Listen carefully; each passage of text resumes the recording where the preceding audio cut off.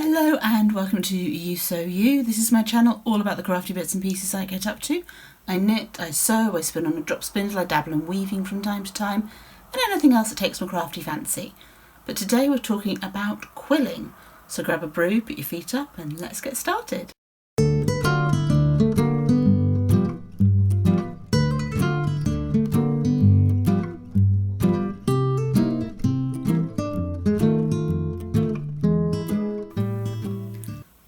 So welcome back to any returning viewers, and to any new viewers a very warm welcome to you.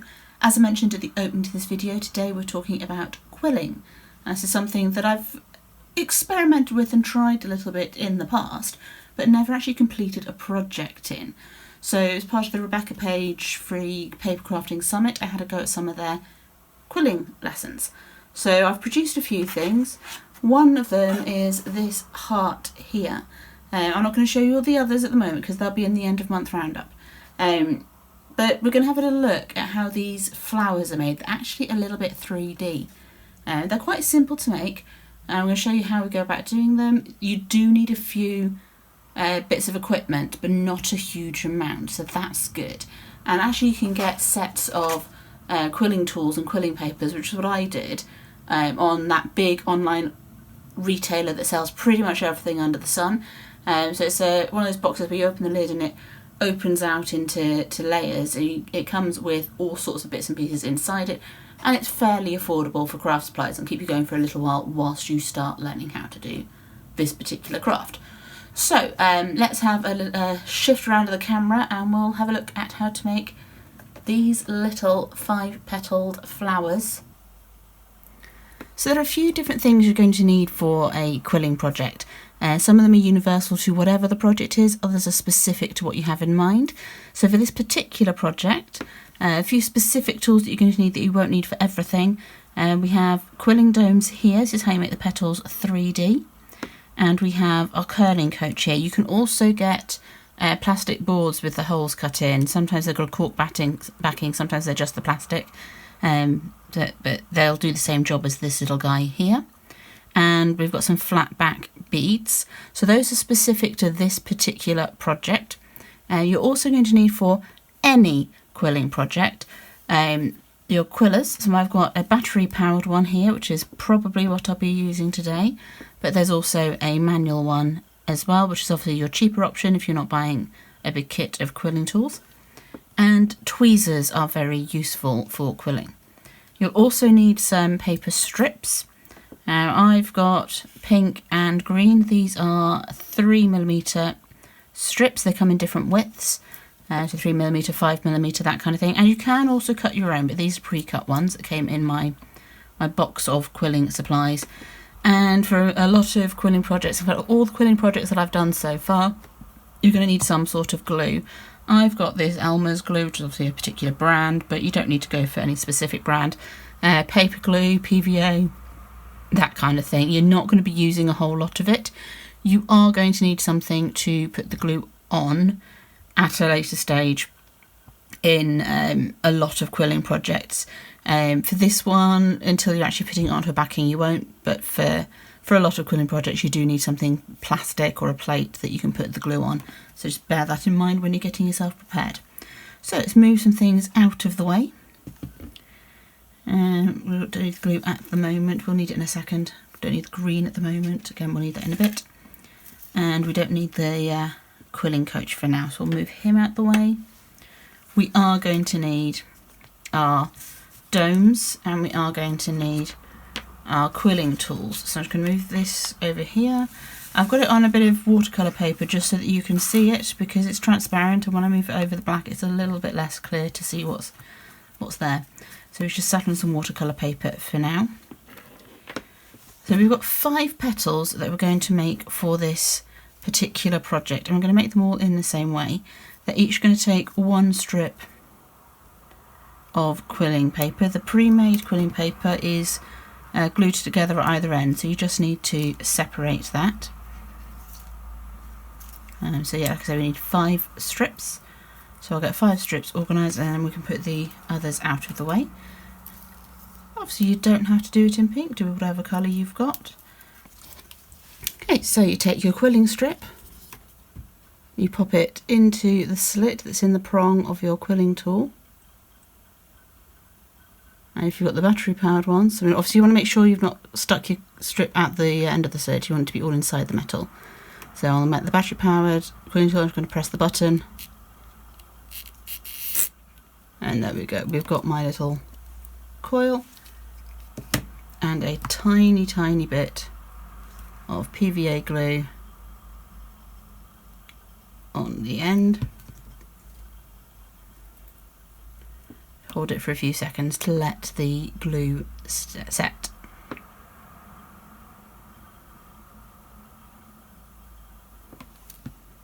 So we're going to keep doing that until we've got 5 of them.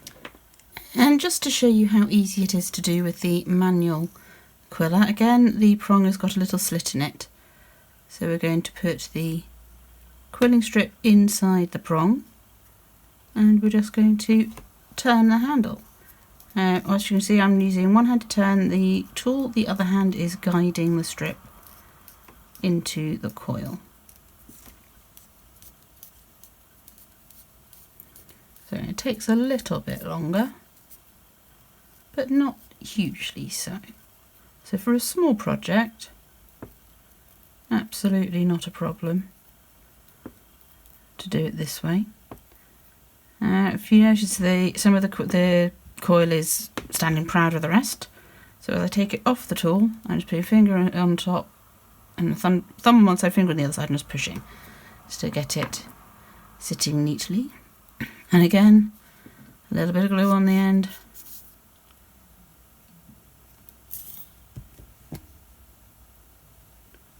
To hold it in place.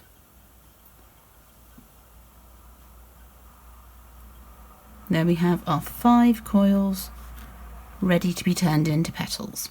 So at the moment we have 5 flat little coils. They've all stuck together. I've let the glue dry for a couple of seconds. And we're now going to turn to our quilling dome. And we're going to take our flat coil and we are going to pop it over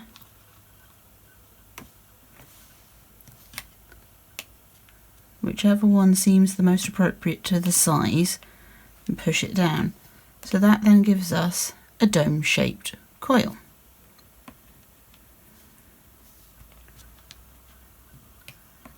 Hold it on, push it down for each of them.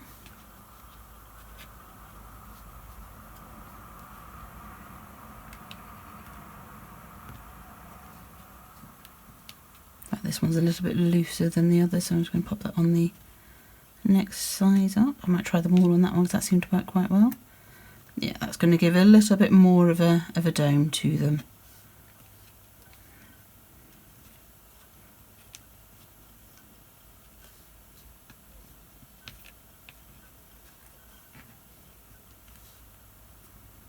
Obviously it depends how tightly the coil is wound as to which one is going to be the appropriate size, as well as how long the strip is to begin with.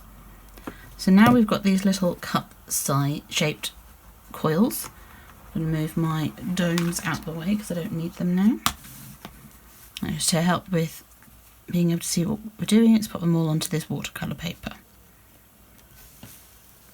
Okay, so I'm going to take each little cup shaped coil and I'm going to squeeze on both sides to turn it into an eye shape. And I'm going to take one side and just squeeze it a little bit tighter. So they're kind of shaped like an eye. Just going to push that a little bit to round it out. So we've got a little petal shape. Do that the same on all of them. So squeezing both sides, squeeze one side tighter. Just round out the other side a little bit.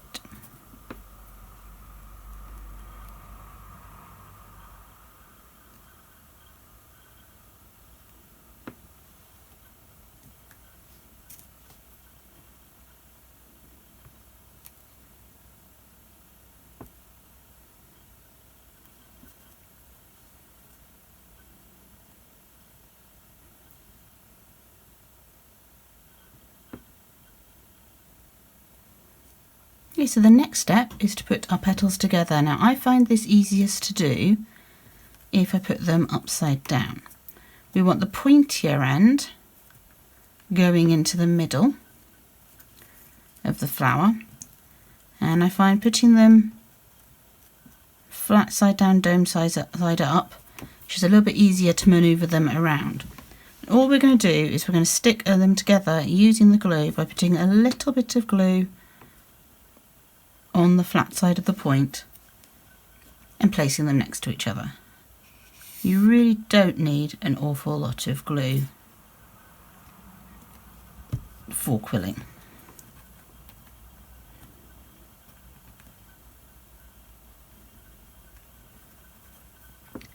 I do find it's best not to manoeuvre them too much once you've stuck them together. Get them in place and then leave them to one side for a bit.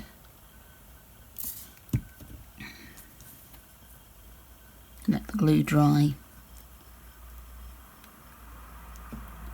and then manoeuvre it into place. So it's a craft that can easily be done in stages. You can make all your component parts of a project and then put them all together later on.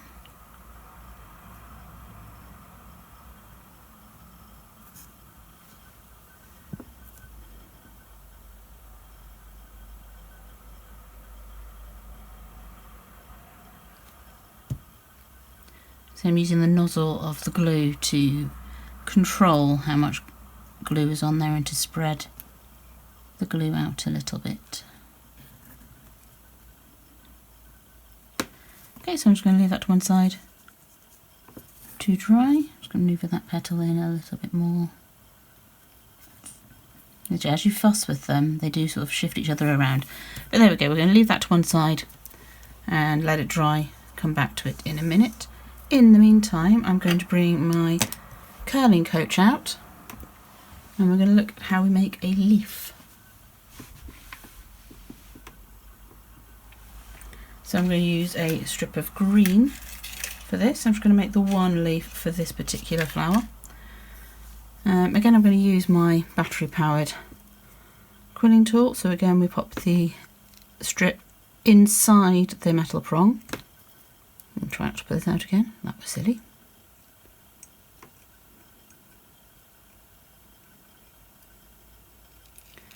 And we just press our button and round it goes. Now this time we're going to take our little coil and we're going to pop it inside one of these holes, whichever one we want the coil to be able to open up to. I'm going to use my tweezers to help me.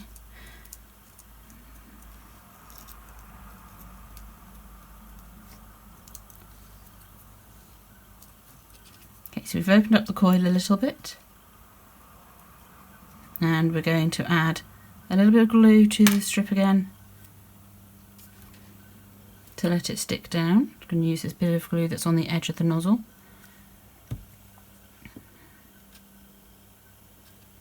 And we're going to use the tweezers to help us.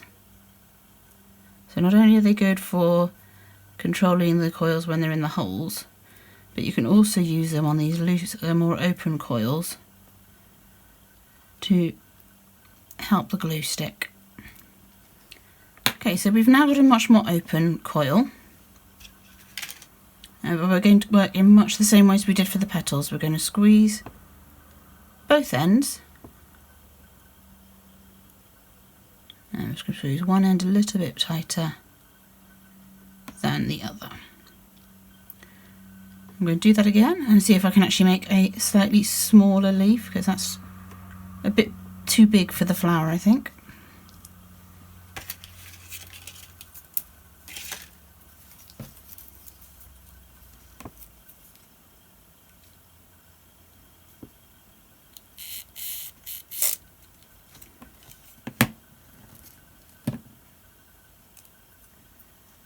I'll put it in the smallest hole this time.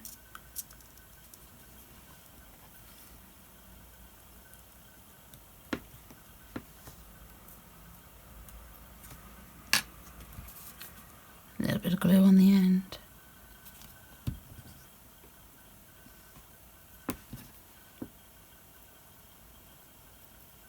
use the tweezers to help me stick the glue down.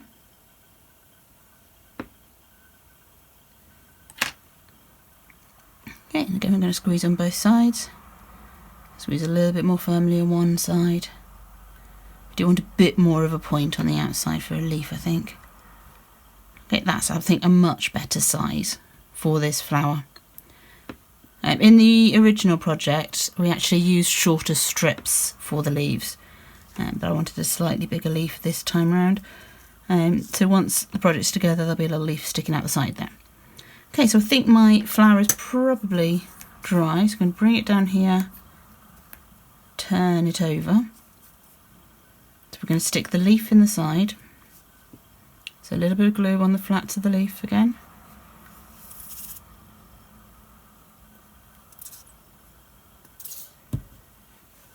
And slide it in where we want it.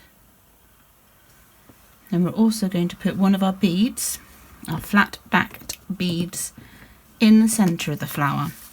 Now, you can put the glue on here, you can put the glue on the back of the bead. So let's see what we think. So we've got that colour option, or I've got a darker bead here that's running away from me.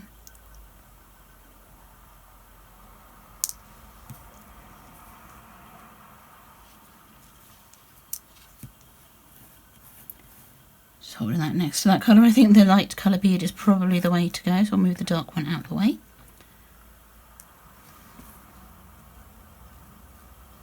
So I'm going to put some glue, a blob of glue on the middle of the flower, because I think that's going to be easier than trying to manoeuvre the glued up bead. It's possibly more glue than I need, but it'll do the job. So we then pop the bead in the middle. And that's our flower made. But Zoe, what do we do with our flower once it's made, I hear you ask, through the magic of imagination.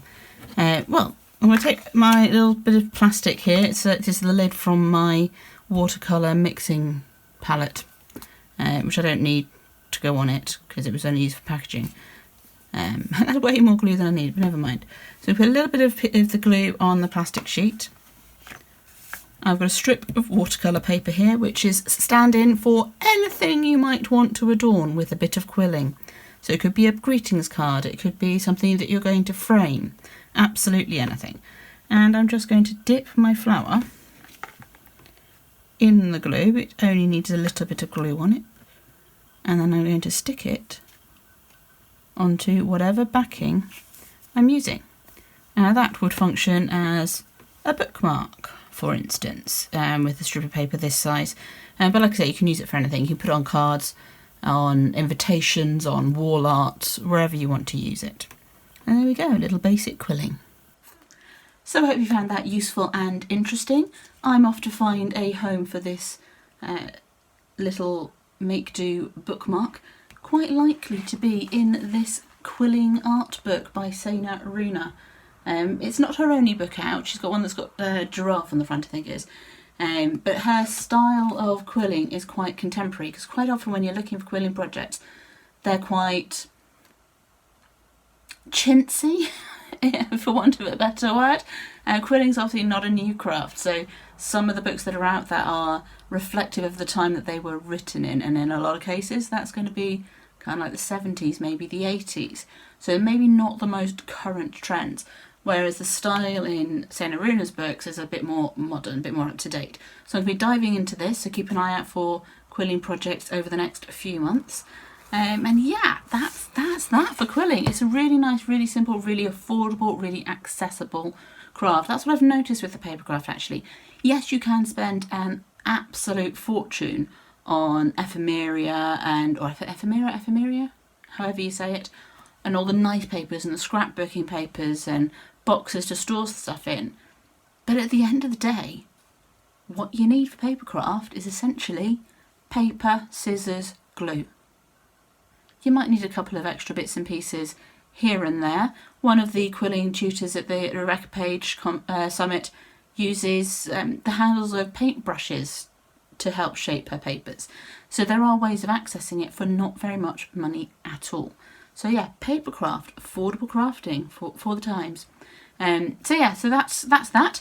Now I'm here every weekend, and once a month it'll be a roundup video of all the things that I've been working on in the previous month. So there's going to be a papercraft theme this month, end of month video, but hey, it's fun. And in between times it's videos a bit more like this one, where I'm talking about a specific craft or a specific technique or a specific particular project that I'm working on. And I'd love to see you in the next one. So until then, happy crafting and bye bye for now.